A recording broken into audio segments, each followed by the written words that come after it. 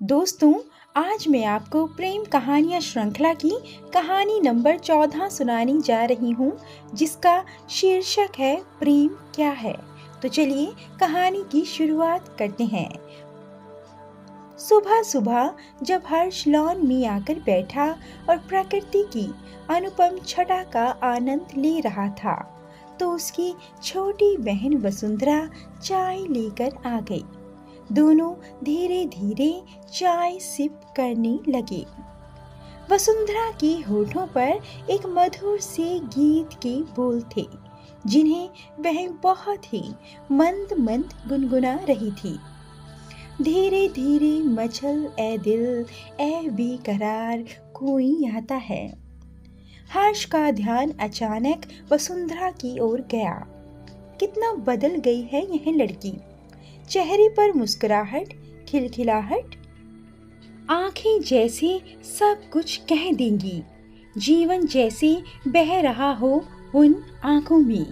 अधरों पर एक मासूम सी मुस्कान जो किसी को भी बरबस अपनी ओर खींच ले। गालों पर पूर्णिमा की चांद की तरह चमक। भाव भंगिमा ऐसी कि जैसे वह किसी दूसरी दुनिया में रह रही हो। हर्ष ने दुनिया देखी है। वसुंधरा हर्ष से पूरे 10 साल छोटी है, इसलिए वह उसे एक बेटी की तरह प्यार करता है। वह ज्यादा लाड में उसे बेटा कहकर ही बुलाता है। हर्ष को वसुंधरा के बदले हुए कलेवर को देखकर बड़ा आश्चर्य हुआ। एकांत पसंद लड़की, कम से कम शब्द बोलने वाली लड़की, जिसे संगीत से प्रेम ना हो, बात बात पर चिढ़ जाने वाली, डांट डपट करने वाली लड़की इतनी खुश कैसे है। मुश्किल हंसने वाली लड़की के होठों पर अब हर दम मुस्कान अटखेलियां करती हैं। आंखों से जैसे जीवन रूपी झरना बह रहा हो। हर्ष का माथा ठनका। कहीं इसे वो तो नहीं हो गया। हर्ष एक वकील है, जिसका काम ही यही है कि जो बातें कोई बतलाना नहीं चाहे, उन्हें उगलवा कर सबके सामने रख देना। अपनी कला का नमूना दिखाते हुए उसने कहा, क्या बात है, आजकल आमूल चूल परिवर्तन लग रहा है तुझमें। कौन है वो जिसने एक पत्थर की मूर्ति को बोलती हुई बांसुरी बना दिया है। वसुंधरा अचानक इस प्रश्न से घबरा गई। कुछ कहते नहीं बना तो खामोश ही रही।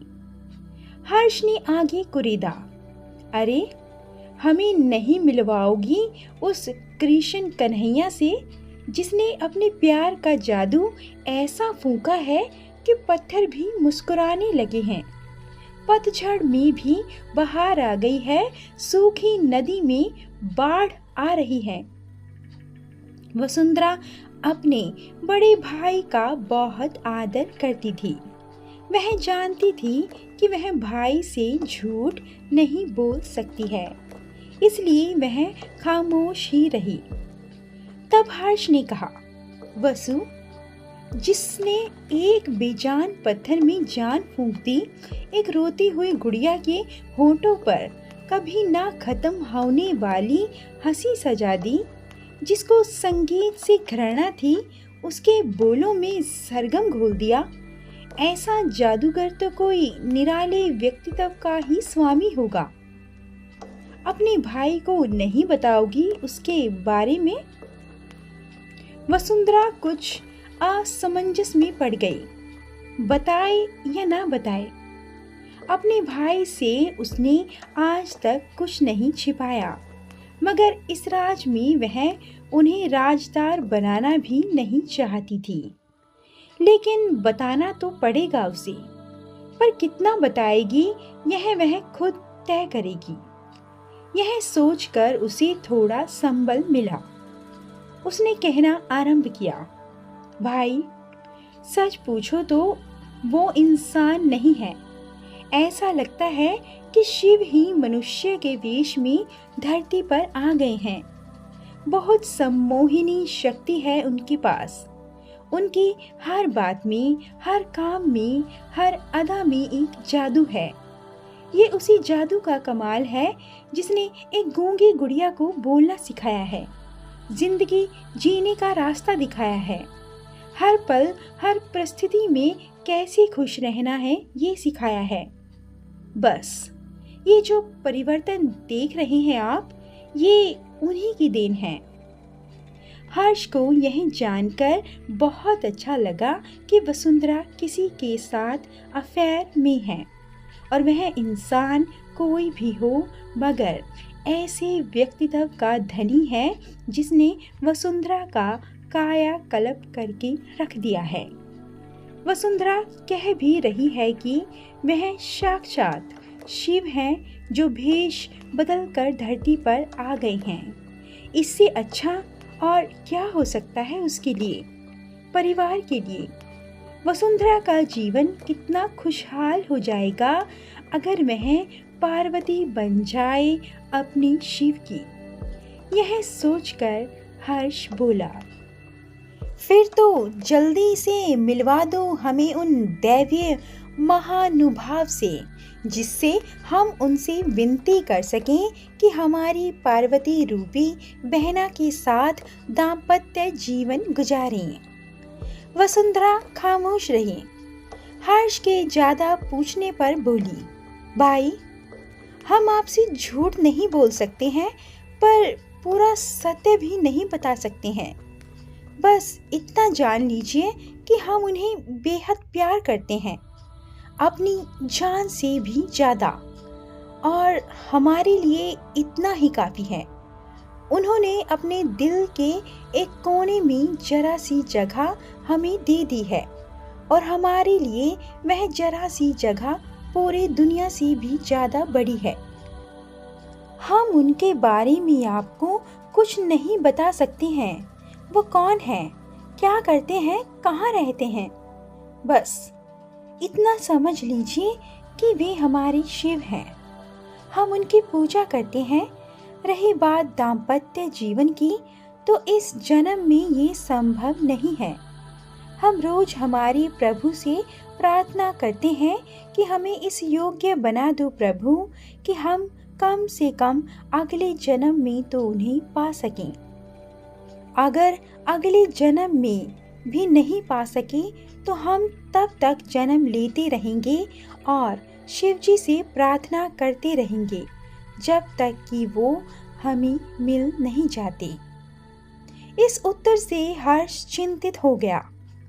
कौन ऐसा भाई है जो इस तरह की बात सुनकर चिंतित नहीं होगा। उसने कहा, क्या उसने तुम्हें अपनी जाल में फंसाया है?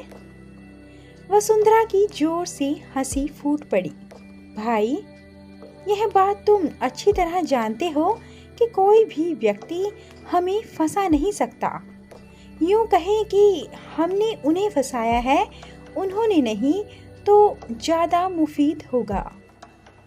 पर बेटा, ये जीवन बहुत बड़ा है, ऐसे कैसे कटेगा ये जीवन?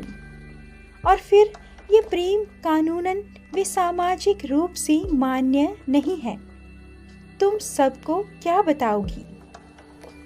वसुंधरा के चेहरे पर दृढ़ता के भाव आ गए। बोली, दुनिया को जवाब देना आवश्यक नहीं है, वो जैसा समझना चाहे समझे। जहाँ तक परिवार की बात है, मैंने जितना आपको बताया है उसके आधार पर आप माँ और पिताजी को बता देना और उन्हें समझा भी देना, और यह भी बता देना कि वसुंधरा को जितना बताना होता है वह उतना ही बताती है, कम या ज़्यादा नहीं। रही बात प्रेम के कानूनन और सामाजिक स्वीकार्यता की, तो एक प्रश्न मैं आपसे पूछना चाहती हूँ। बोलो, जवाब दोगे? हर्ष को उससे यह उम्मीद नहीं थी कि वह उसे इस तरह घेर लेगी। अचानक वह बोला, हाँ हाँ, क्यों नहीं, पूछो, क्या पूछना है? राधा कृष्ण के मंदिर में श्री कृष्ण के साथ किसकी मूर्ति रहती है? राधा जी की। क्या राधा जी श्री कृष्ण जी की पत्नी थी? हर्ष की बोलती बंद हो गई। वह क्या जवाब दे? वह खामोश ही रहा। तब वसुंधरा बोली, प्रेम बड़ा होता है ना कि रिश्ता। रुक्मणी जी पत्नी थी, लेकिन पूजी राधा जी जाती हैं। अब आप कहेंगे वह बचपन का प्रेम था, तो दूसरा उदाहरण देती हूँ। मीरा जी की हम लोग पूजा करते हैं कि नहीं? करते हैं, बिल्कुल करते हैं। तो मीरा जी तो अपने विवाह के उपरांत भी श्री कृष्ण को ही अपना पति मानती रहीं। फिर भी हम उनकी पूजा करते हैं, क्यों? हर्ष के पास कोई जवाब नहीं था। तब वसुंधरा बोली, भाई, हम इंसान भी कितना पाखंड करते हैं। एक तरफ तो मंदिर में राधा कृष्ण की पूजा करके प्रेम की पूजा करते हैं, लेकिन असल जिंदगी में जो लोग प्रेम करते हैं उन्हें हम लोग तरह तरह से प्रताड़ित करते हैं। इसी तरह से हम लोग मीराबाई की भी पूजा करते हैं, लेकिन अगर आज कोई औरत मीराबाई बन जाए तो उसे उल्टा, पतित और ना जाने क्या क्या कहते हैं। अब मैं आपसे पूछती हूँ, क्या प्रेम केवल पूजने का ही सामान है, या असल जिंदगी में उसका भी कोई महत्व है? हर्ष निरुत्तर हो गया। अगर आपके पास कोई जवाब हो तो दीजिएगा अवश्य।